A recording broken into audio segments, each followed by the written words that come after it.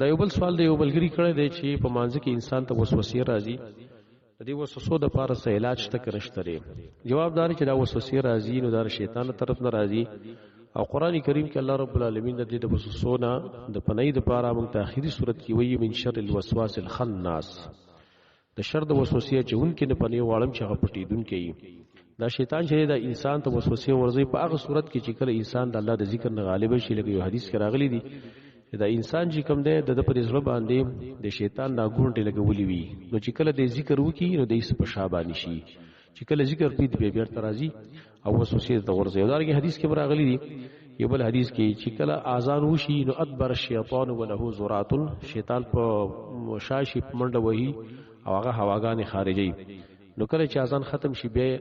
بیرته واپس شي چې اقامت شروع شي بیا منډه کی نو چې کله اقامت ختم شي بیا راشي او انسان د پدې مانځ کې وسوسې ورځي اذکر کذا پلاني خبر یاد ک پلاني خبر یاد ک هغه خبره او تر یاد چې مخکې ته یاد نه دا شیطانی وسوسې دي د دې لپاره علاج څه شی نه علاج یو د دې لپاره کلکه مقابله ده ځکه دا شیطان د طرف نه او شیطان دشمن دی دشمن سره مقابله کول پکاري دشمن تبا لیفت نه ورکه او دشمن ته موقع نه ورکه نو بعضی خلک دسي چې هغه په مانځ کې وسوسې او ترازی یا پاوداسي کې وته وسوسې راځي نو هغه ته شیطان را خبره منيستا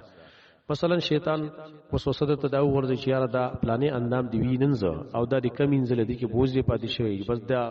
پړ کې اوپر ټیک دی بیرته پر او ګرځي دا شیطان خبره منو دلی نو دې لپاره علاج هغه چې کلکه مقابله وکړي شیطان ته وسوسه ورځي چې دا پلانټ کې غلط وي بس هیڅ التفات او تمکوا بس خپل منجاری ساتو دا حدیث نه معلومیږي لکه حدیث کې راځي نبی صلی الله علیه وسلم فرمایي سیل بخاری کې حدیث ته دارنګي نور کتابونو کې نقل لې چې نبی صلی الله علیه وسلم فرمایي کله چې پتا سیوتن په منځبانی ودرېږي نو شیطان چې کم دی نو هغه د وسوسه ورځي نو د په خېټه کې وې څه ګړبړ پیدا شي فاشکل علی چې دنه سواته کو واته نو نبی وی فلا ينصرف حتى يسمع صوتا او يجد ريحا د خپل منځل نه واپس کیږي څو پورې چې د आवाज نه اوریدلې او یې بوی نه محسوس کړي دا اشاره دي تر چې څو پورې یقین نه پیدا شوی د شیطان په وسوسه به د منځل نه واپس کیږي نه نو دې حدیث سم معلومیږي دا چې د شیطان سره کلکه مقابله کې په دې منځ کې او مقابله کې یعنی داغه وسوسې ته به اعتبار نه ورکیه دا به یو څورز ته وکی یو درې سلورز چې کله ته وکی چې داغه وسوسې ته هیڅ اعتبار نه ورکې په خپل باندې باغې نه امید شي او بیا به تا ته وسوسې نه ورځي بل لغې د پاره غټ علاج کوم دی نو هغه ذکر دی الله ذکر سره کوي نو دا وسوسې به ختميږي دریم دا چې په مانځ کې سړی ته وسوسه راشي نو اعوذ بالله ویل دي لکه دا حدیث معلومی کې اعوذ بالله من الشیطان الرجیم دا وې او دا سړيګت چرته به دا سې د لاړو د شکل جوړ کی